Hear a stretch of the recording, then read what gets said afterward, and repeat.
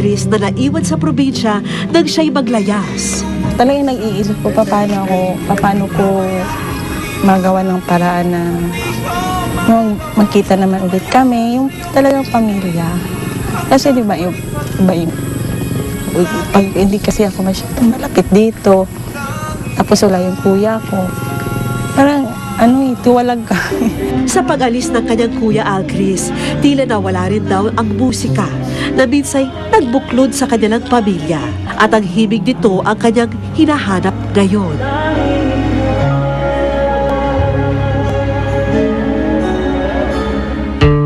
Kwento ni Cristal? Nagmamatay ang nanay niya. Pag-awit ang naging tulay nilang mag-aama para makaraos sa pang-araw-araw na gastusin. At dahil biniyayaan ang pamilya ng magandang boses, ginawa nilang racket ang pagsali sa mga amateur singing contest. Sumasali bilang magkakaibang kalahok ang diskarte ng mga ama para mas malaki ang tsansang manalo ang isa sa kanila. Lahat kami mga ngantay, mula sa lola at tatay, kami dalawang magkapatid, talagang hilig namin kumanta. Yun yung ko sa mama ko, yung banding ko. Banding ng family. Yung family ko talaga yung gusto. Ayoko po yung kagalitan. Ayoko po ng ganon. Kaya alam ko hindi rin po gusto ng mama ko yun. Saksi si Cristal sa hidwaan ng kapatid at ama.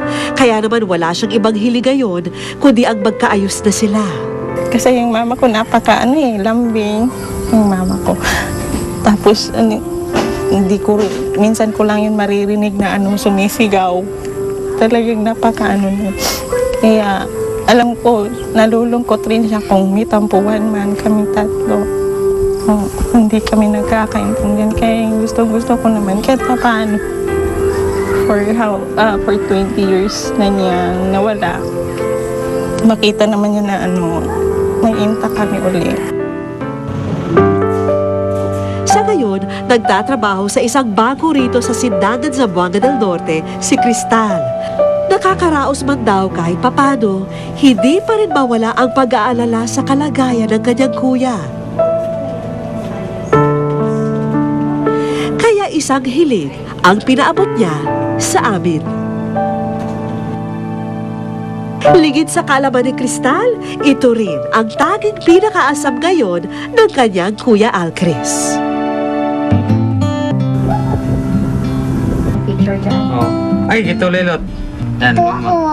Hala, ikaw na naman. Ako yan. Ako yan ang maliit ako. Ayan luma na to eh. Sa probinsya, dinala ko lang to eh. Ayan ang ang auntie mo. Auntie Cristal. Tanging mga litrato ang pansamantalang pumapawi sa pangungulila ni Alcris para sa naiwang pamilya sa probinsya. Ang hindi niya alam, hindi lang larawan ng kanyang mga mahal sa buhay ang muli niyang matititigan. Prepared for Alcris Parangan departure.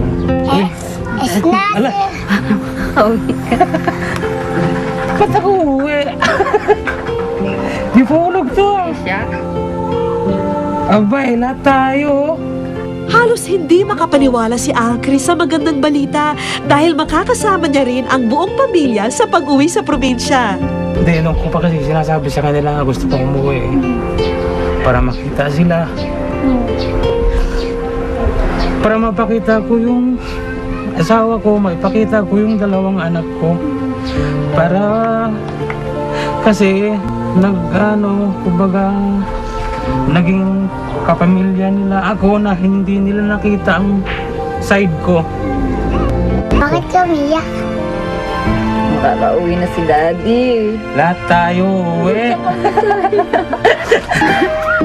Agad namang binalita ng pamilya sa ibang kamag-anak ang sorpresang natanggap. Inangawi daw kami sa Bisaya. Wish ko